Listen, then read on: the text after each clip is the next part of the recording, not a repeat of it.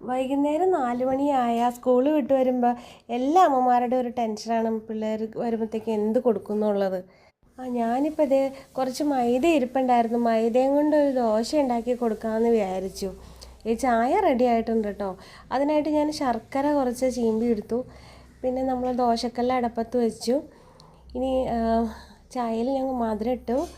ദോശമാവ് കോരി ഒഴിച്ചു. അതിൽ നമ്മൾ ശർക്കരയും തേങ്ങയും കൂടി ഇട്ടിട്ട് മടക്കിയെടുക്കണം. ശർക്കര ഇട്ടു, തേങ്ങ ഇട്ടു, എന്നിട്ട് നമ്മളതിനെ മടക്കി വെച്ചിട്ട് വേവിക്കണം. നല്ല ടേസ്റ്റാണ് കേട്ടോ. അപ്പം എൻ്റെ പോലെ തന്നെ എല്ലാ അമ്മമാർക്കും ഇതുപോലെ 4 മണിയാകുമ്പോൾ ടെൻഷൻ ഉണ്ടാവും അല്ലേ? കാരണം മക്കൾ സ്കൂളിലിട്ട് വരുമ്പോൾ എന്താ കൊടുക്കണ്ടേന്നുള്ളത്. അവർ കഴിച്ചു, അവർക്ക് ഇഷ്ടപ്പെട്ടു. അവർ രണ്ടുപേരും പറഞ്ഞു നല്ല ടേസ്റ്റ് ഉണ്ടെന്ന് പറഞ്ഞു.